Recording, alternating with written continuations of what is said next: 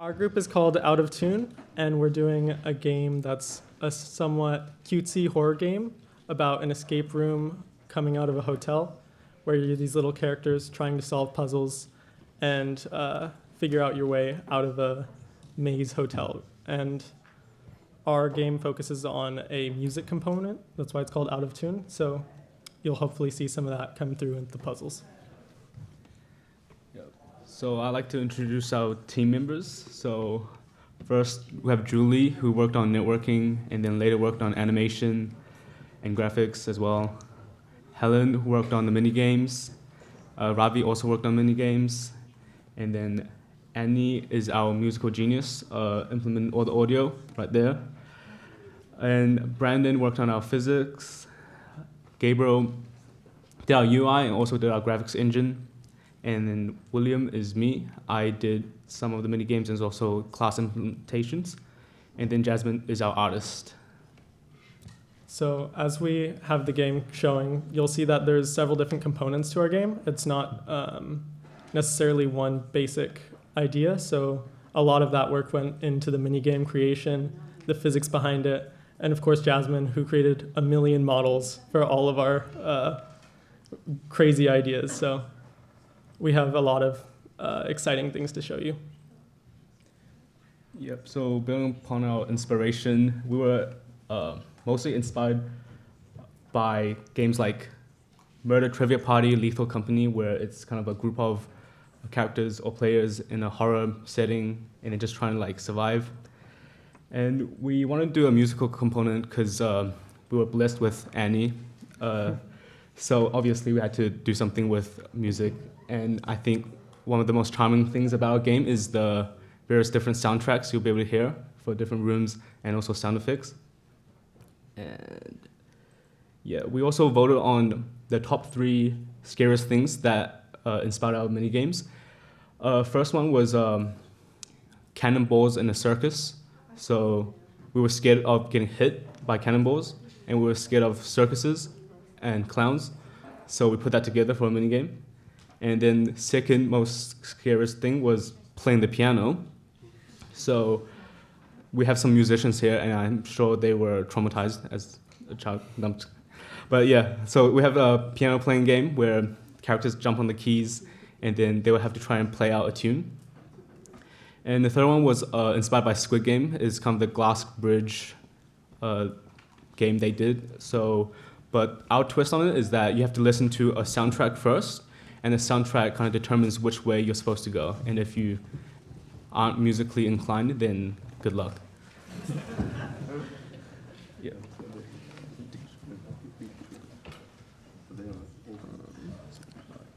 So for our implementation breakdown, with the art, we kind of went for a cute horror aesthetic, similar to Among Us. We wanted a scary game that wasn't going to give people nightmares, and we wanted to incorporate that in a way that would allow for collaboration of all of our players, so no one feels like angry after the game ends, unless they had some pretty bad teammates. But hopefully you all solve the puzzles and get out of the room and just work together to do things you wouldn't otherwise be able to do. Oh yeah, for physics, we had Brandon work on like rigid bodies, collisions, gravity, all the kind of physics stuff. I don't know too much about it, but people are always like DMing Brandon about rigid bodies. I think he's the most like added person in our Discord. But thank you, Brandon. Yeah, and we got.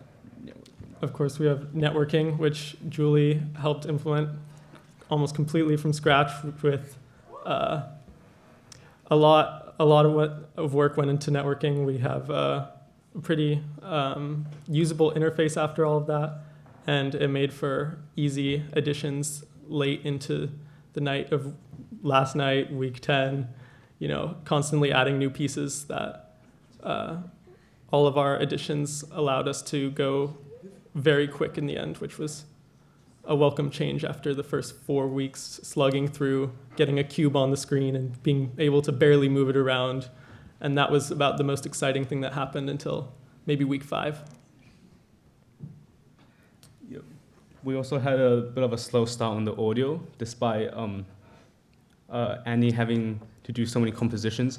She also had to figure out how to, I guess, import or implement it into our game. And during the first few weeks, I was there trying to figure out with her stuff like fmod and using the sound effects, libraries, library linking. I couldn't figure it out, so Helen was helping Annie a lot more.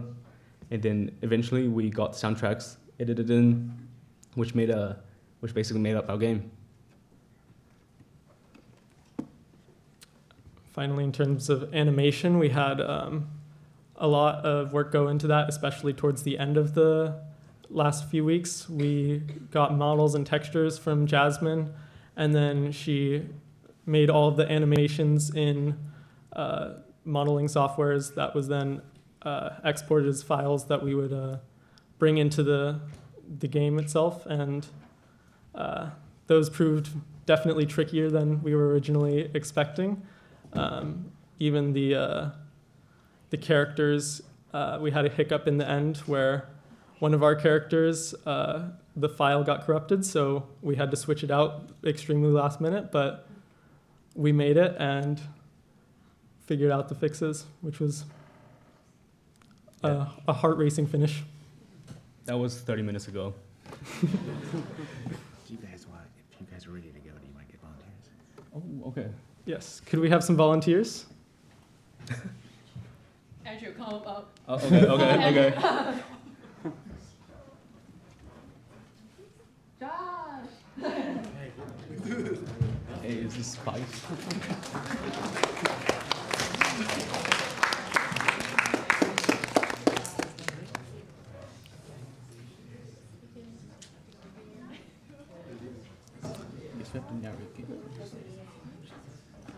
So adding on to those last-minute obstacles that we faced earlier today, we had the infamous last-minute crash 30 minutes before we were supposed to come on. Thankfully, some other teams stepped forward and managed to go before us, which bought us some much-needed time. But we eventually narrowed it down to a pull request that was originally suspected because it completely refactored the server and client integration. Turns out that wasn't the issue. It was just a model being stubborn, but that server revamp definitely threw us for a loop. We had some physics and rigid body issues along the way. We eventually had to create a custom collision function that would allow us to do some interesting mechanics that we wouldn't otherwise normally be able to do. We've got things like lily pads that drop out from under you, or different obstacles that you have to hit but not stay on. And so Brandon created some pretty ingenious fixes with some colliders that did nothing except call custom collisions, and some custom collision functions that we would predefine for our different classes. Oh yeah, we also had lots of issues with animation, particularly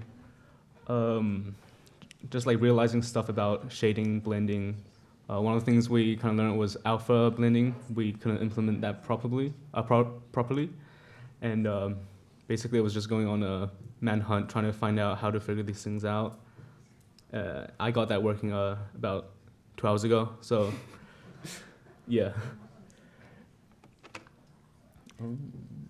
Here you can see all of the different characters we have loaded into our game.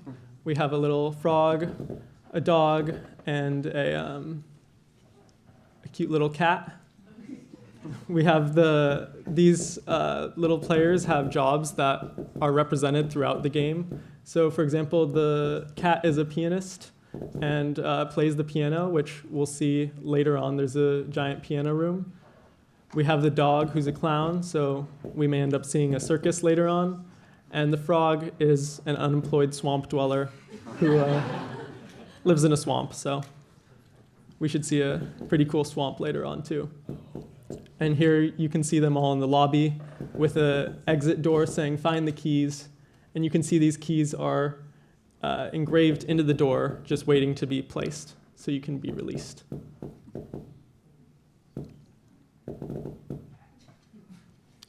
Yeah, the original idea was that our characters start kind of out of tune, so there'll be a melody that's playing that's kind of not sounding good, and the players would go around and find the keys or the musical notes that would basically give you the correct melody, the nice one, and that will kind of set everyone free.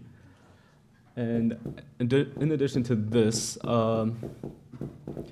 the kind of characters here, each of the minigame rooms kind of correspond with his character, right? So these are our voodoo spirits that are trapped here with the memories of their lives, and they're trying to solve it. That's our circus room. As mentioned, we have the scary cannonballs from the circus with encouraging messages like, watch out, don't look down, as these brave characters have to find their way through the circus, avoiding the obstacles, running through this obstacle course as cannons are constantly trying to shoot at them every few seconds. Here you can have a better look. First they have to walk the tightrope, followed by a nice little rest in front of a sign. We might see what happens if you evade the cannons. You can get to a little nice wall to hang out, but if you don't, you get sent right back to the beginning.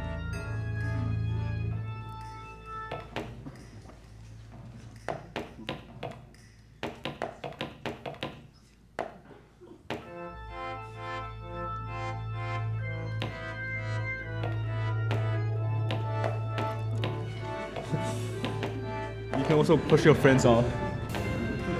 Push them off.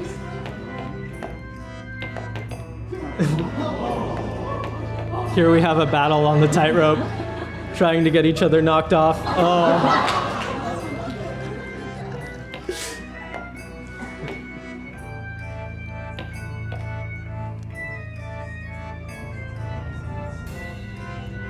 And then once you get past the tightrope, you might notice that there's a hole in the middle where there's missing a cannon. If you were to just try to get all the way across on your own, you might get hit by these cannonballs, but you might have to use the fact that there's a middle missing spot that you can hide from the fire in, even though you're facing it dead in the face. As you can see, it's a bit tricky to master, especially after we turn down the player speed. So we might see the dog make it over here, going across the trapeze. First we have the parkour element of the boxes, and now we missed the trapeze over there, and they're sent back to the beginning.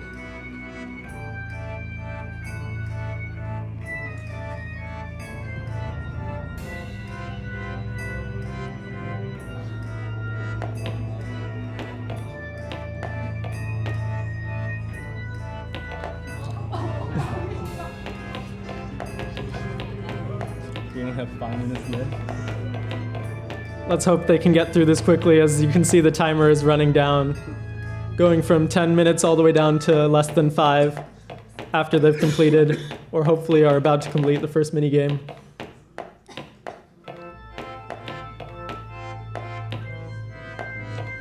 Okay, we've gotten through the... Oh.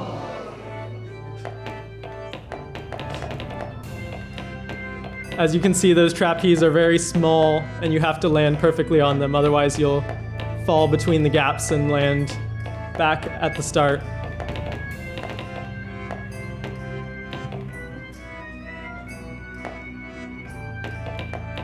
And the dog has made it.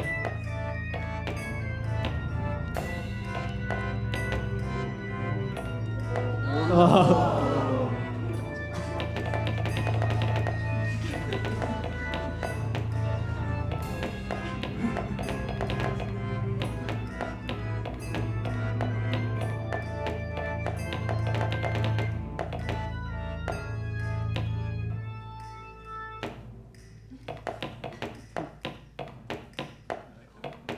Moment of truth. Let's see if Jasmine can conquer the trapeze.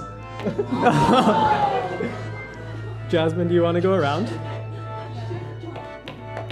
If you're a little bit afraid of trapeze, you are able to go around and meet your friends on the other side.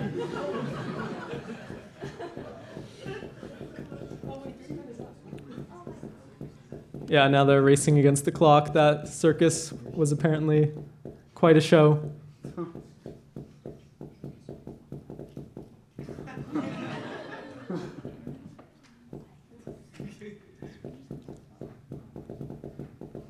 Now they're navigating the maze of the hotel. It's especially confusing if you've never seen it before. As you can see, we're back in the lobby, but it's very easy to get yourself lost in the winding corners of rooms and hallways, especially with everything looking the exact same. It's hard to find your way.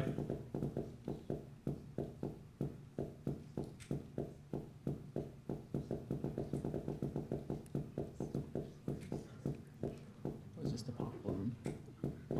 No. Here we have a parkour room, and if you'll notice, there's a key all the way up there, but if you try to jump to reach it, you can't reach it. So you're faced with these 3 steps over here, and the question is, how do you get from that table all the way to the key? You can see the cat's trying to jump and reach the key. That doesn't quite work.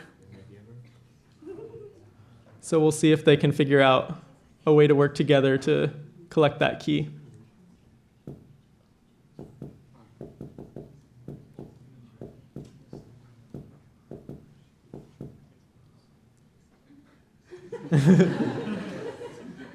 Here we might have an idea. And they'll have to work together to walk all the way to the... See if they can reach that key. And they've done it.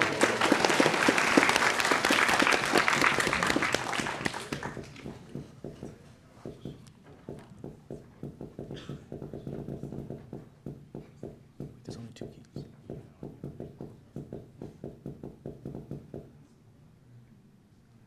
Now they're faced with another doorway. We can see where this leads to. Here our frog will feel nice at home. As mentioned before, the swamp, there are some lily pads that are not stable, so you'll have to listen to the notes to figure out which ones you can jump on.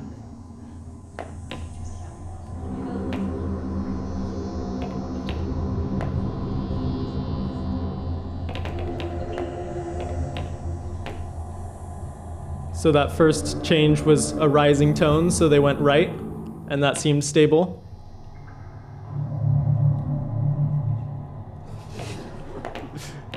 Here you can see what happens if you get confused and go for the wrong one.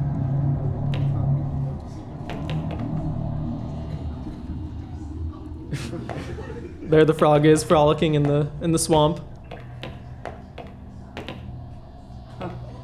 Oh. We have a little PvP action going on. And it looks like they did not manage to escape in the 10-minute time period, but we'll see if they can get out anyways. 10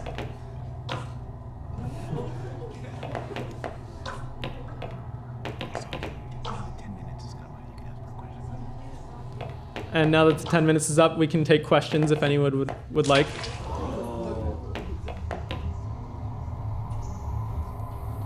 Yes? The question was, how long did it take to make the walking animation?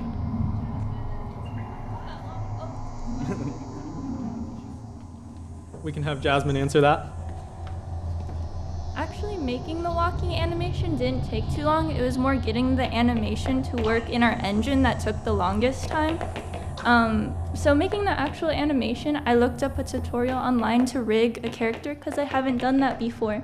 So I just, in Blender, I made the model, then I rigged it, and then I just keyframed a few little like poses of it kind of moving, and then export it from Blender as a FBX, and then sent it to Julie to figure out how to implement it into our engine, which took a lot of time and caused a lot of problems. So that took a lot more time than me actually making the animation, the running animation in Blender.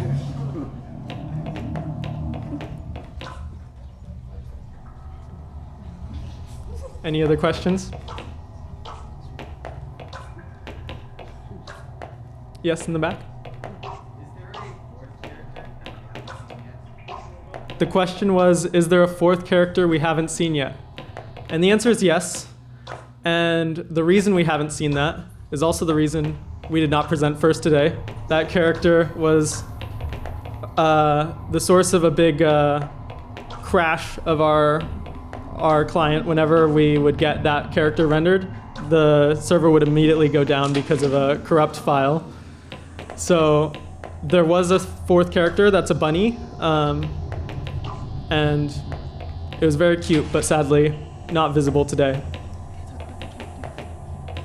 Our fourth character was a yellow bunny that's a bellhop, so has a little red vest and a little red hat. His name is Tony the bellhop. And then, I don't know if we talked about the names of the other characters, but we have, I think it was Asmodeus the pianist, Mimi the clown, Tony the bellhop, and Ribbert the unemployed. So those are our 4 characters.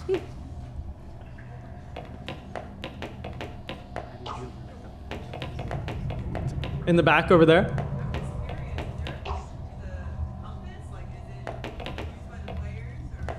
Yeah, so the compass can be great for communicating where you are with people. If you are stuck in the lobby and you're like, how do I get over to the swamp room? You might say, go west first, then north, follow that hallway down. Or another good example is in that parkour room, we saw all the players line up in a 3 long stack, so the one character could walk across and jump up to the key. But you could actually solve it with 2 players if you're a little more careful with how you do it. You can stand on top of each other, line up your directions exactly. So me and Gabriel over here tested it once, and I said, face north, and then we would both go on 3, and we would walk directly into the wall. And then once we hit that wall, we would say face east, and then walk directly into the wall and get the key. So there's a few ways to use the compass, but generally it focuses around collaboration and communicating with other players.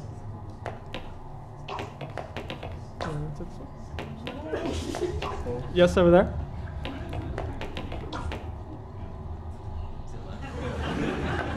Did you hear that? What was the question? Could you repeat that? The timer? Why is the timer? Wait, why is the timer what?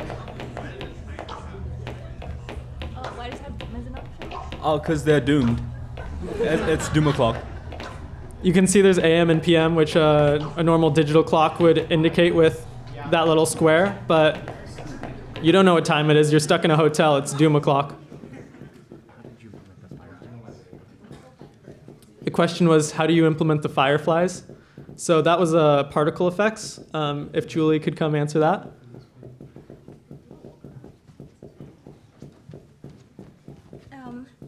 Hello, I was the graphic designer, and I also worked on the network in this team, and I just noticed that we forgot to comment something out on the server side, so it's kind of spamming the server side. So I spent so much time optimizing everything, but it looks a bit lagging, so I'm a bit sad. Yeah. I spent a lot of time to make the map like prettier, so I mostly like spend a lot of time on point light and point light shadows, and also I decorated the swamp room with transparent water and fireflies. Yeah, and it was a fun work. Yeah. Thank you.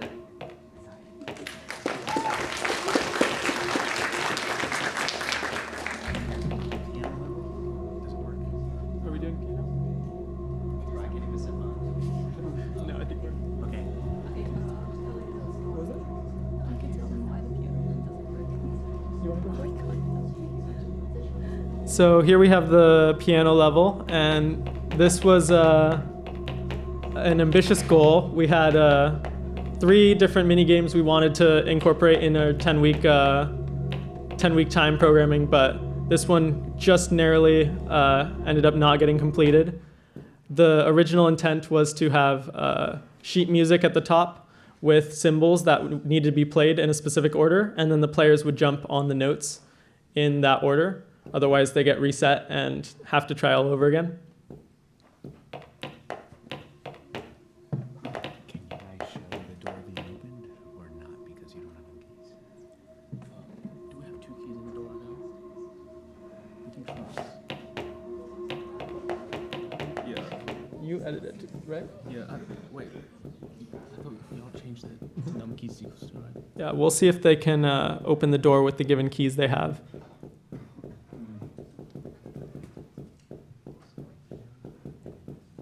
Originally, we had 4 keys total, 1 per minigame and 1 in the parkour room that we saw earlier.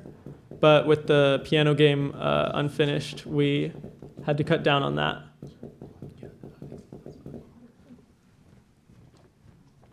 Wait, who has the last key?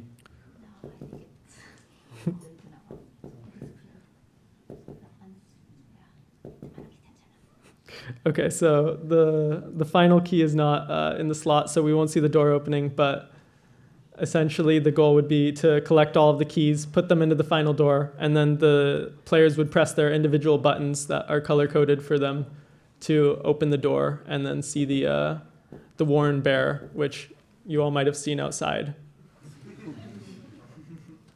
It's a pretty common tradition in CSE 125 to put that asset into the game somewhere, sneak it hidden in a room, or make it a larger part of the game, like a previous group once did a boss fight with it. All right, is that it? Yeah. All right, let's congratulate Group 1.